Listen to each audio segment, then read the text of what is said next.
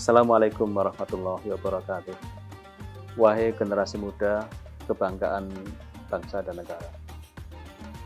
Saat ini adalah era tahun 2021 dan kita telah meninggalkan tahun 2020.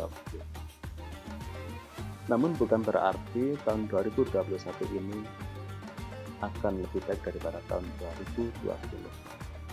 Karena secara dalil telah disebutkan bahwa setiap zaman semakin bertambah, semakin memberikan dampak yang begitu buruk. Rasulullah SAW telah menyebutkan, la ya'ti 'alaikum zamanun illa alladhi ba'dahu syarrun min,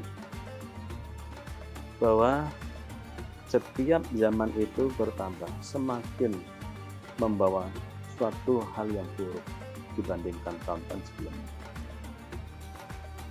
Sehingga bagaimana Anda sebagai generasi muda yang tentu menjadi harapan, menjadi dambaan baik orang tua, masyarakat, bahkan bangsa dan negara ini, Anda bisa mensikapi zaman ini dengan baik. Ada suatu kiat, satu strategi bagaimana cara bisa mensikapi dunia ini. Anda akan bisa selamat dari segala bentuk kehancuran yang kemungkinan bisa ditimbulkan oleh segala sesuatu yang muncul di era tahun 2021 ini, baik teknologi, perekonomian, dan lain sebagainya. Ada satu strategi bagaimana kita bisa menyelamatkan diri dari kehancuran zaman yang semakin lama semakin buruk bagi keimanan kita saat ini, yaitu kita mempunyai bekal ilmu agama yang kuat. Karena Rasulullah SAW telah memberikan petunjuk kepada kita, satakun vitamin yusbihu yarrajulu mu'minan wa yumsi kafir illa man ahyahullahu bil ilmi. Akan datang banyak fitnah. Orang ketika menghadapi banyak fitnah ini akan mengalami suatu dampak perubahan sikap, perubahan iman yang begitu cepat. Bisa terjadi orang pagi masih iman, tapi sore sudah jadi orang kafir, menjadi orang yang kufur. Atau sebaliknya, sore masih jadi orang iman, tapi pagi sudah menjadi orang kafir. Hanya satu golongan yang selamat, yaitu orang yang dihidupkan oleh ilmu agama. Dia diberi wawasan oleh ilmu agamanya itu untuk menjadi orang yang bisa mensikapi dunia ini. Dia bisa memproteksi diri dari berbagai pengaruh maksiat, kerusakan moral, kehancuran moral, dengan iman dan takwa yang dia miliki sebagai wujud dari ilmu agamanya itu. Sehingga idealnya Anda sebagai generasi muda kebanggaan bangsa dan negara untuk membekali diri dengan ilmu agama. Karena ilmu agama itulah yang bisa memberikan wawasan kepada Anda bagaimana bisa mensikapi teknologi. Cenderung Anda bisa memanfaatkan teknologi itu dalam hal-hal yang positif. Bahkan Anda bisa menciptakan teknologi yang positif untuk seluruh masyarakat bangsa dan negara kita. Anda tidak mau, apakah tidak ingin memberikan sumbangsih kepada negara untuk menciptakan sesuatu teknologi yang bisa dimanfaatkan oleh bangsa kita, daripada kita hanya sebagai konsumeris, hanya menjadi seseorang yang mengkonsumsi teknologi itu tanpa bisa memfilter mana yang manfaat untuk kita. Coba jadikan dirimu menjadi sosok yang punya kontribusi besar bagi bangsa dan negara. Kenapa kita tidak ingin maju seperti halnya bangsa-bangsa yang terkenal dengan teknologi canggihnya, teknologi tingginya, seperti Jepang dan sebagainya? bahkan China pun sekarang menjadi negara yang begitu melejit prestasi teknologi. Karena ini juga nanti akan justru memberikan sumbangsi sekaligus jariah untuk kita semuanya. Sesuatu hal yang manfaat yang kita berikan untuk masyarakat bangsa ini menjadi jariah untuk kita. Tidak justru kita terlarut dalam kehancuran moral, kerusakan zaman, tapi bagaimana justru kita bisa bangkit. Kita bisa memposisikan diri kita sebagai orang yang memiliki kontribusi besar, jariah yang besar bagi masyarakat bangsa. Sekaligus,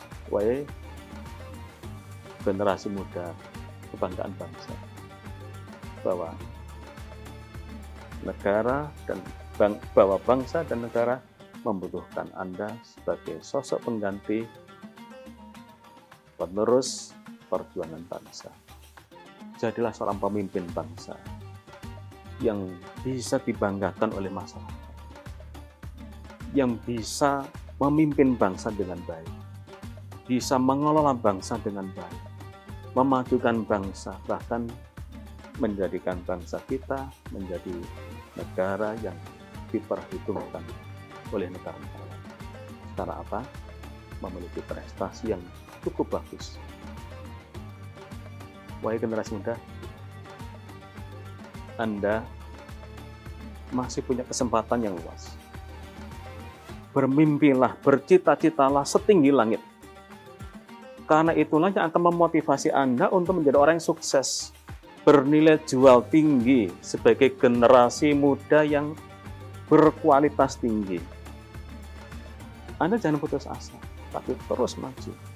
Punya usaha dan tekad yang kuat untuk menjadi orang yang sukses dunia maupun juga akhirat. Kalau saya ilustrasikan atau saya analogikan, orang yang tidak punya cita-cita dengan orang yang punya cita-cita dan orang yang tidak punya cita-cita itu akan memberikan hasil yang berbeda. Orang yang punya cita-cita tinggi itu hasil keberhasilan itu melebihi orang yang tidak punya cita-cita. Saya analogikan 2 gelas air sama-sama penuh dengan air. Yang sebelah kiri ini adalah orang yang tidak punya cita-cita, dan sebelah kanan ini adalah orang yang punya cita-cita.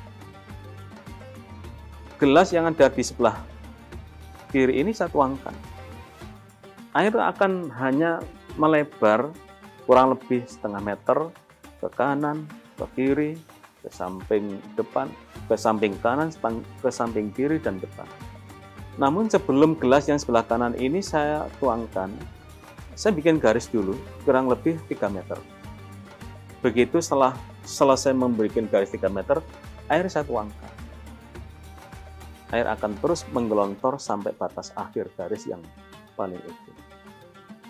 Gambaran orang punya cita-cita itu akan mendapatkan hasil prestasi yang melebihi orang yang tidak punya cita-cita.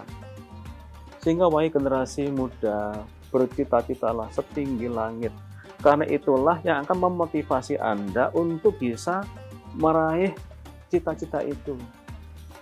Karena dengan cita-cita, dengan diawali cita-cita itu, Anda akan bisa mendapatkan sebuah kesuksesan.